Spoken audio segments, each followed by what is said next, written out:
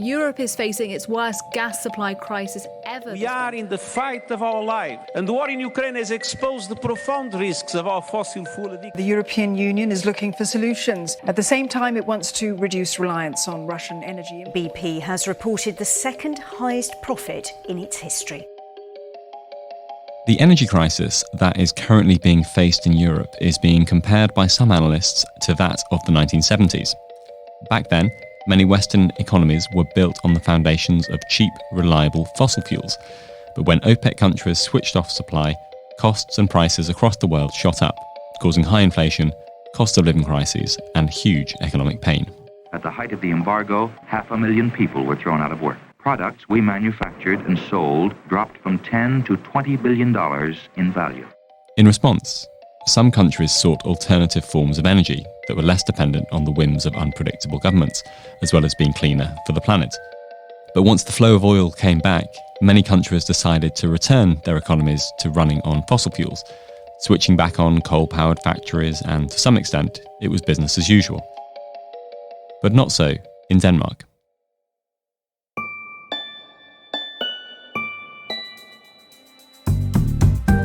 This week's episode of What the Denmark is a little different to our usual explorations into Danish life and culture. We're taking an investigative look at Denmark's transition from black to green. We're going to examine what Denmark did differently to other countries after the 1970s oil crisis, looking at how and why it happened, and in light of the current global energy situation, what lessons we can all take from their approach to having a green transition. I'm your host, Sam Floy. Welcome. So, let's travel back to the 1970s.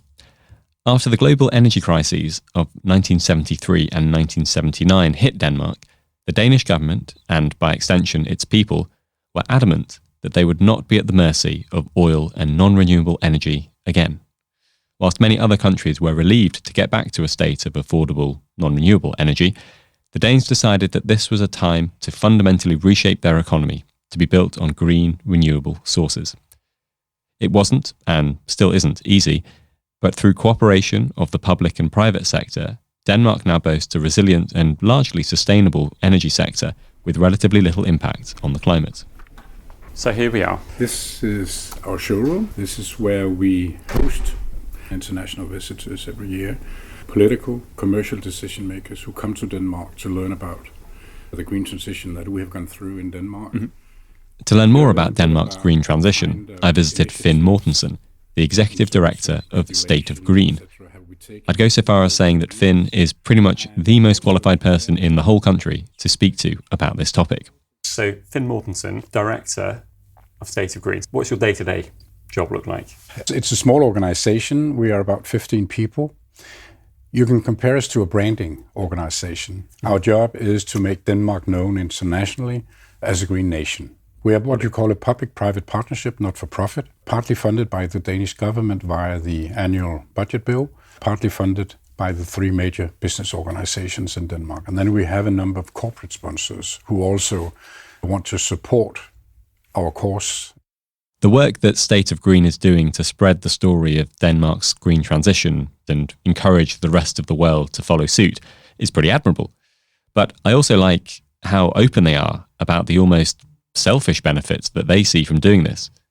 One of the biggest roles State of Green has is helping Danish exporters export their green solutions and also helping to attract international investment into Denmark and hopefully also perhaps attract talent to come to Denmark to work because there's a tremendous pressure on the workforce here today. We have lots of open jobs and in the future we will need many more skilled people. This is done through a number of activities. We have the showroom here where we, on an annual basis, receive between 2,000 and 2,500 international visitors, commercial and political decision makers. They may have heard about Denmark as a green nation. They want some more inspiration as to concrete solutions. Perhaps they want some information about policy regulation. How did we do it with renewable energy? What kind of measures have we taken on energy efficiency? We put together visitor programs. We can set up meetings with cabinet ministers, etc. And it's something that Danish organisations see benefit in too. They all of them are very good at doing their own marketing, etc. But they can also see sometimes a good idea in being part of having an umbrella organization providing the neutral information about Denmark, because it's also important to stress we are non-political. What we relate of news and information is facts only. New government initiatives that have been adopted, for instance. We have some very ambitious goals. We've had that for many years. We have the whole story about Denmark moving from being totally dependent on fossil fuels back in the 70s to where we are today, and the vision to be net zero by 2050, and actually to have reduced our CO2 emissions by 70% by 2030 already, which is very close. Finn explained that Denmark was still totally dependent on fossil fuels in the 1970s. So, in his own words, how did this green transition all begin? What were the first steps that Denmark took, and why?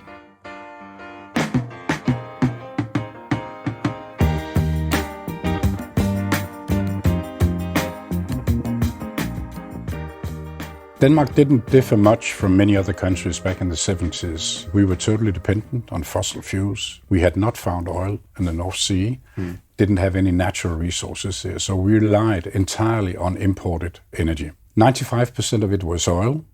So when the first oil crisis hit the world in 1973 in the winter, Denmark really was stuck in a very difficult position, because all of a sudden the OPEC countries, they decided to turn down on oil supplies, and the price of oil went up dramatically. And that just means like there needs to be energy in Denmark. We need it. I mean, it's you will know it's a cold country, especially in the wintertime. It can get very cold, so we rely heavily on heating.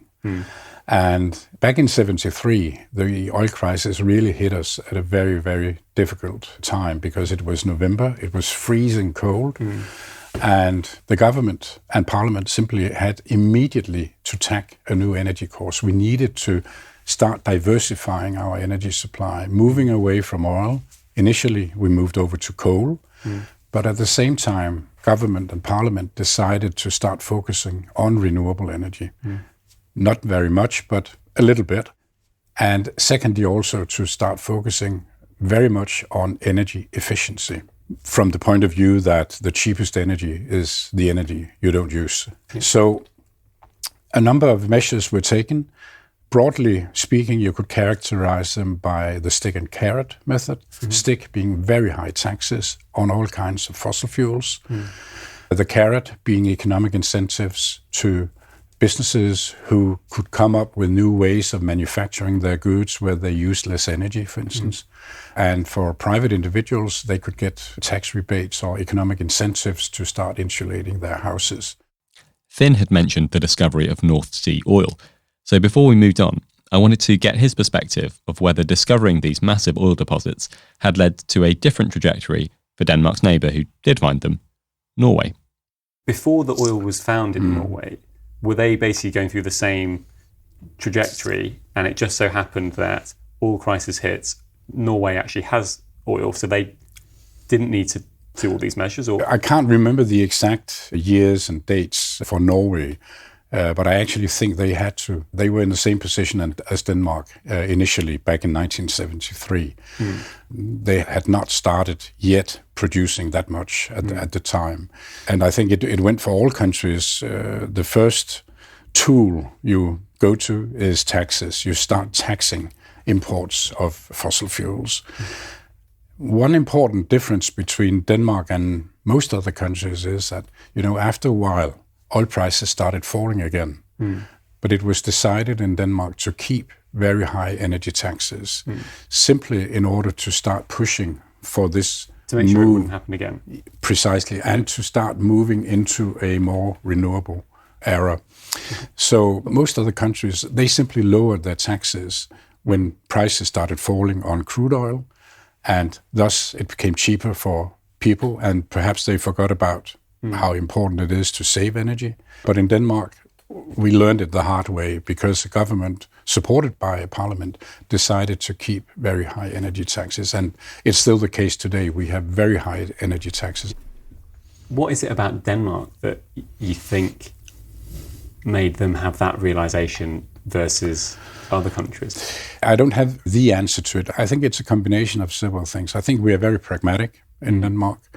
You have, as you said, you've done a program on trust. I think that also has to do with it. When authorities in Denmark said something at the time, then we trusted it and said, oh, we'd better do as they tell us. Yeah.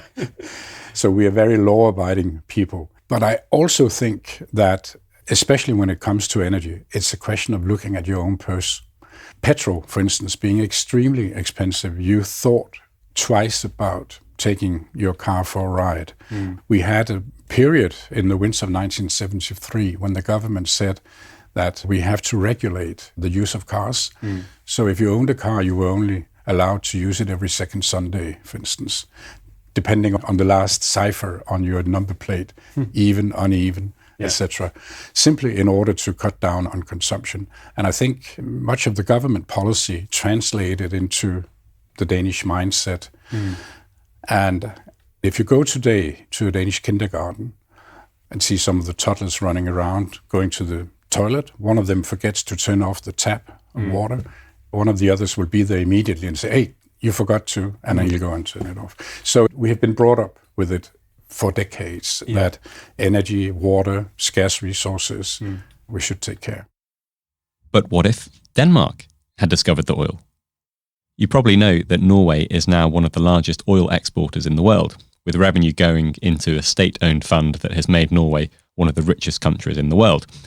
But if you look at a map of where their largest oil deposits are, it's actually way out in the ocean between them, Denmark, and Scotland. There were no land boundaries to demarcate where Denmark ends and Norway begins.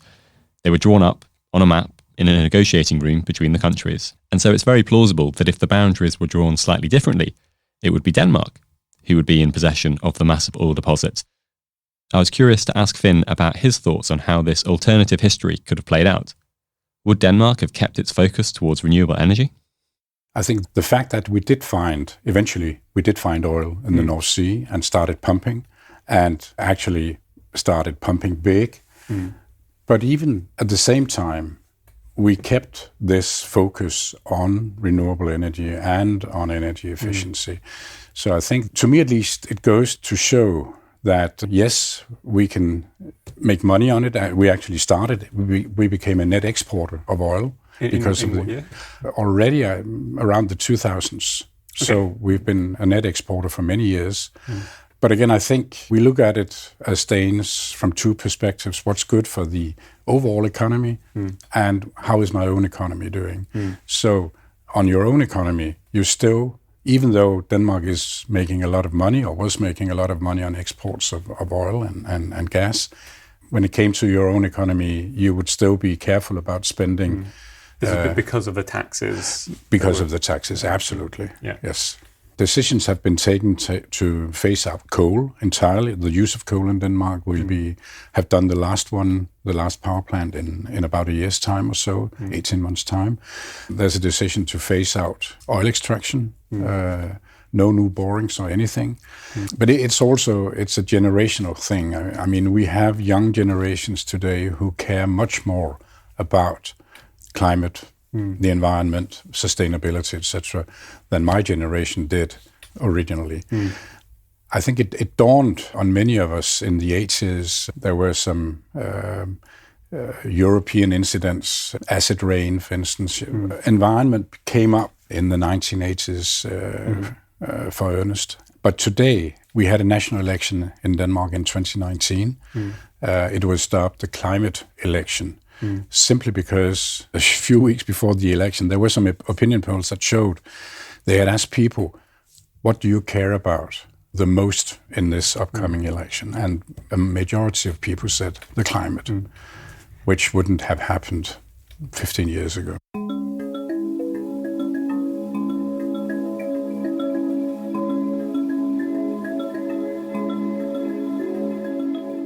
So it appears that the green-leaning attitude of Danish voters has helped to guide and support the nation's efforts towards more climate-conscious policies.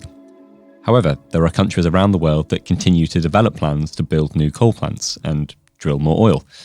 I was curious to hear Finn's opinion on what he thinks sets Danes apart. Is there something about Danish culture that puts greater value on climate policy?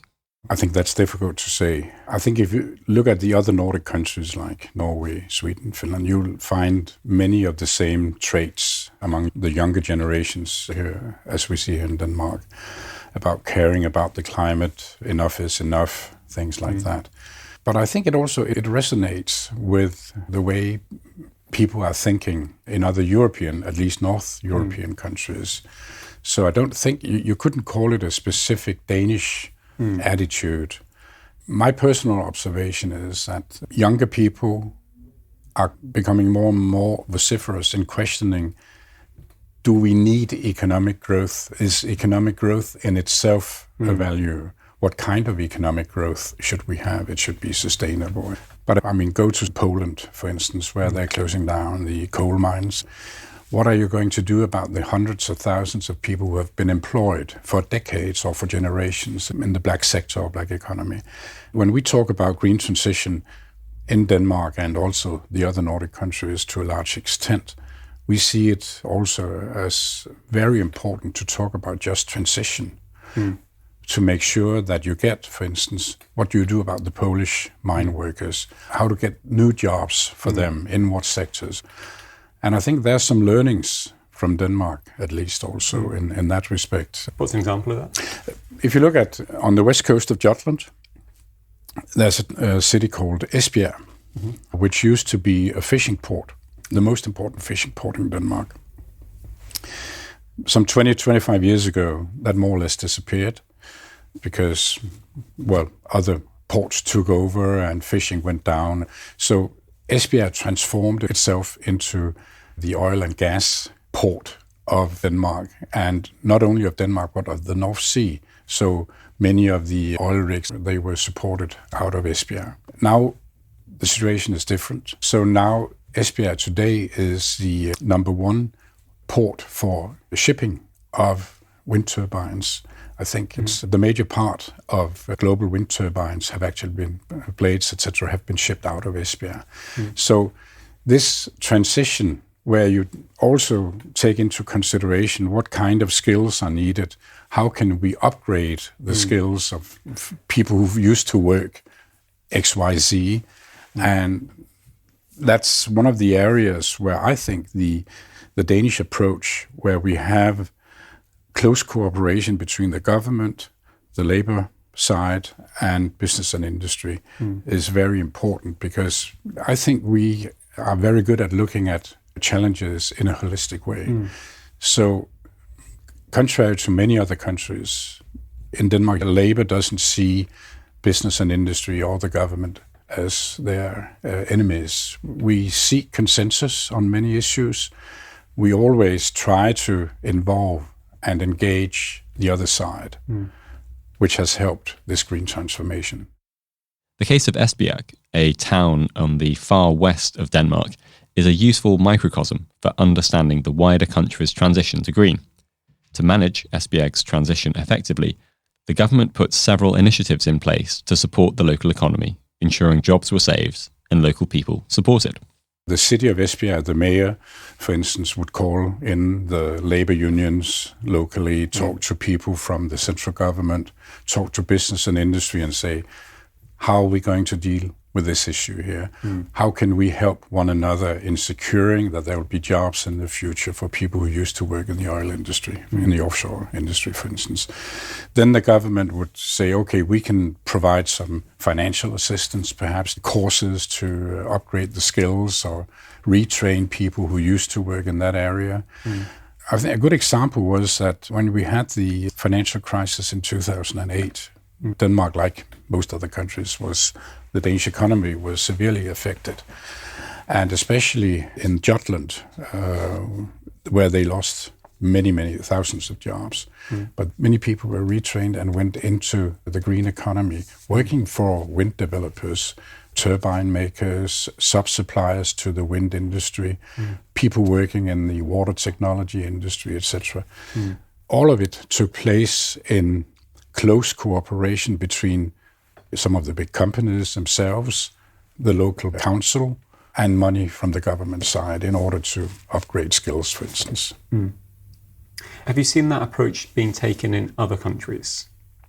I think you have seen some of the same ways of going about it in other Nordic countries, but I must admit I haven't digged into it and seen how effective have they been. I think it's fair to say that we have been pretty effective here in Denmark. That's also what we hear from some of the international visitors we have. They have been extremely interested in learning from the Danish way of doing things. But it's a question of culture also. You can't make a one-to-one comparison. I mean, Denmark being 5.8 million people, relatively homogeneous population. This close cooperation between business, industry, government, we don't see each other as enemies. We are consensus seeking. So there are many countries where it wouldn't work. Yeah, but I think what's curious is like in those countries where it doesn't work, what are some things that can be done to make it more likely? So India, 1 billion people. Worlds apart from little Denmark. But are there elements of what is happening in Denmark that could be transplanted and then morphs to the local culture? Or is it just this only works because there is this sort of underlying culture? And obviously there's a spectrum on it, but I'm curious if which bits of your policy, the Danish policies, have been most exportable, if you look at the sort of policy aspect? On the energy side, we have close cooperation with a number of developing countries. We have energy advisors working in ministries in developing countries, for instance, helping them to formulate energy policies that will actually promote a green transition. I think that has been extremely effective, not only in helping these countries formulate the right policies, but also, and that's a side effect, obviously, but important, also indirectly paving the way for Danish solutions.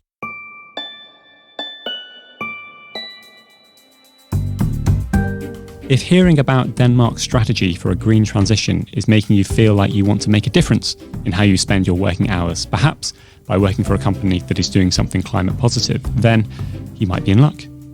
Denmark needs international people to move here and work. Being a small country, there's only so much tech, engineering and other talent that's available, and lots of aspiring Danish companies are actively trying to hire internationals. These companies typically work in English, often are doing something interesting and good for the planet, and working for them means you get to live in and cycle around one of the happiest countries in the world. If this sounds interesting, then go check out the State of Denmark's website. There you can sign up to job alerts from Danish companies looking for internationals and read more about what your everyday life in Denmark could be like. Head to www.state-of-denmark.com/WTD. The link is in the show notes as well, because it's a bit of a mouthful to say. Now, back to the show.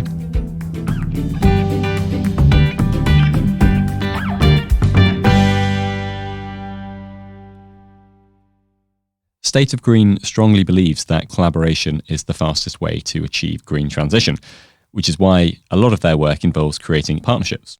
One of the most recent examples, which is exportable, which we are working with here at State of Green, the current government, together with business and industry, a couple of years ago decided to set up some climate partnerships. We have 14 climate partnerships today. Each climate partnership deals with a specific sector. It could be transportation, finance, trade. These climate partnerships were tasked with coming up with recommendations as to how could they, within their sector, assist Denmark in reaching its 70% goal. Because everybody knew the government itself could not do it. We needed some close cooperation between the private sector and the government. So these climate partnerships, each and every one of them came up with recommendations within their own area or their sector. And secondly, they were also tasked with looking at, could they come up with recommendations, solutions that were replicable and scalable and could be used in other countries. So the whole notion of climate partnership we are now, from our side, trying to export, like we're trying to export the story about Denmark. And I think this sort of comes to one of the, maybe it's obvious to some people. It wasn't obvious to me initially, but this idea of the more Denmark has sort of built this competence on doing a green transition, the more other countries can be going through this, the more you can sell your services or export more. So it becomes almost a lead generation tool for being able to promote Danish business. I think history has shown that green business is good business here in Denmark, and that's a notion that we try to export to other countries.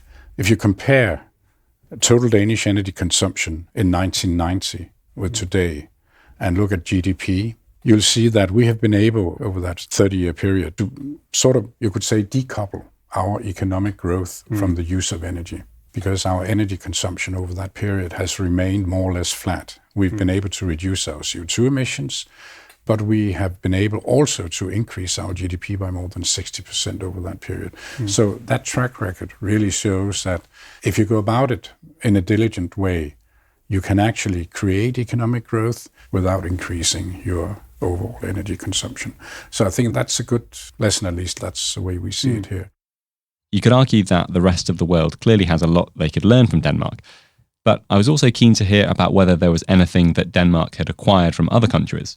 We've made a lot of mistakes also over the years in our policy regulation, which others have learned from. Over the years, we've had some subsidies, for instance, to people setting up solar panels in their homes, on their houses, which turned out to be extremely costly for the government. There has been criticism over the years about the subsidy to wind turbine developers. What's the criticism? Well, back in the 80s, some people argued that it was not a cost effective. Those people didn't really think about sustainability or anything. They just said, we are paying more for energy than we need to, because why not just pump some more oil or whatever it could be.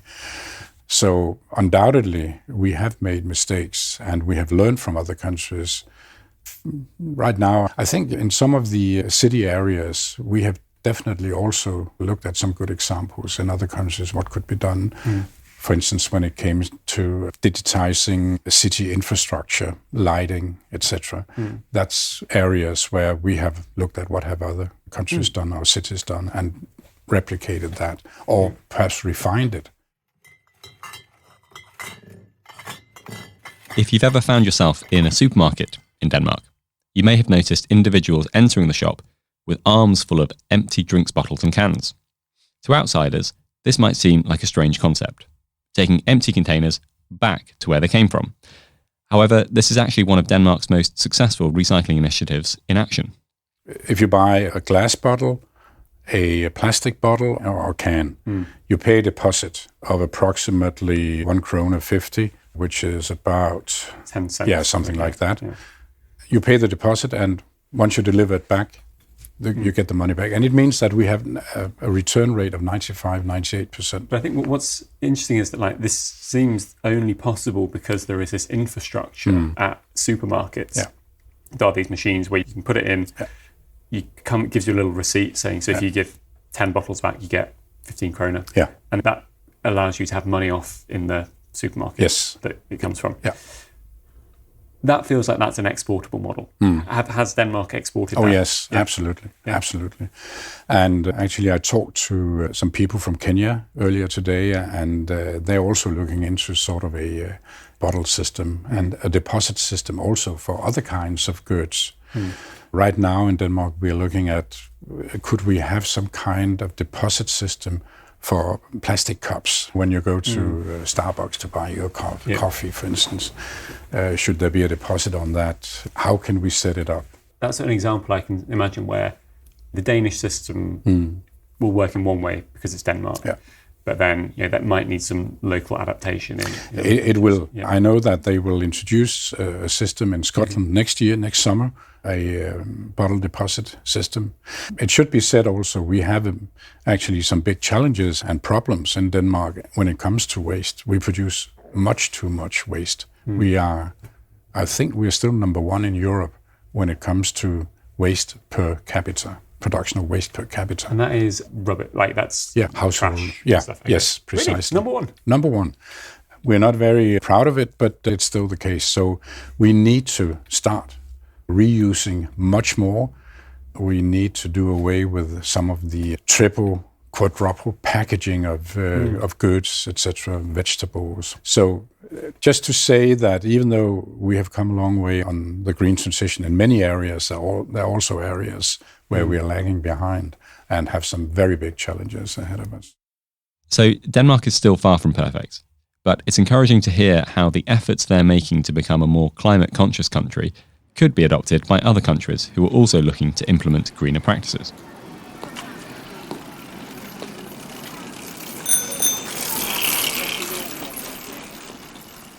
When it comes to a greener lifestyle on the individual level, one of the major things that I, and pretty much any foreigner, will have noticed is the attitude towards cycling here. I'm just looking out the window and there's lots of cyclists going past. So does the promotion of cycling fall under State of Green's remit? Yeah, we try to promote cycling, absolutely. Not only for health reasons, but also for congestion. I mean, in the Copenhagen area, we have superhighways for bicycles. There are no traffic lights or anything. You just go straight into the city. And the latest figures I saw was that in Copenhagen, some 65% of all people living in Copenhagen, they use their bike to or from work or from university or whatever. So it's easy to get around. Are there other cities or visitors that you get where they say, look, we'd love to get more people cycling in our city, but it won't happen because of X? I was in Lisbon recently. Lisbon's a very hilly city. They might struggle with cycling. But we have cities in Denmark which are very hilly also, where people still use the bike. It's a hilly city in Denmark. Don't believe it. Oh, it can be tough. Yeah. I come from one of them. But no, it's true. We are a relatively flat country compared to many other, and that makes it a lot easier to urge people to use their bikes. Whatever your perspective is on the best response to climate change, Denmark as a nation has undoubtedly done a very good job at branding themselves as leaders in green energy. Despite having less than 0.1% of the world's population, Danish companies are some of the world leaders in this industry of the future. And a big reason for this success is no doubt due to the efforts of the Danish public and private sector reimagining future ways of living and then coordinating themselves into action. If there's somebody listening to this show and they're either a commercial or a policy decision maker, and they're like, Denmark is doing a great job, but I've got a boss or a committee that are pretty skeptical because they say, well, it might work for Denmark, but our country, our context is so different that it won't work, therefore we're going to continue with this non-green policy. What would you say to that person? I would say that you should still come to Denmark. You will get some inspiration. As I said early on, I'm fully aware you can't make a one-to-one comparison between Denmark and other countries, but I would be pretty surprised if you didn't find some inspiration to a specific area that could become more green, or your policy, your government policy on an issue could move in a specific direction. You could nudge people to become more energy efficient, for instance. I think it's too simple to say that, sorry, it can't be done here because of this or that. There's plenty of inspiration to be taken away from a visit here. And we would be pleased to welcome them here and put together a visitor program. And talking of inspiration, what is sort of an inspiring project that you've aware of that's either happened or that is sort of beginning to happen? There was an announcement last week. Denmark, Germany, the Netherlands and Belgium together announced, actually in Esbjerg, the city we talked about before, that they will build a powerhouse in the North Sea, 150 gigawatt, which will be, it will be able to provide electricity to 10 million people. It will be costly, but it's a great project. I think it will stand out as a beacon for many other countries over the next few years, and we're going to see more of it. And where does the power come from? Wind turbines. Oh, wind turbines. 10,000 wind turbines to be put up in not only the Danish area of the North Sea, but also some of the other areas. And it's a huge project. It will cost an enormous amount of money. But I think as in this case, as in many other cases, you need to say what would the alternative be. And the alternative is not good.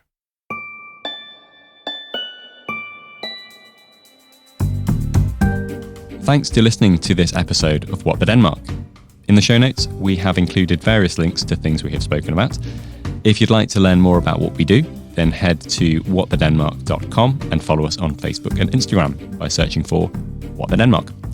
Thanks to Anna Zona Journlich and Anna de Wolf Evans for producing this episode. And thank you to our editor, Tebben Sudi.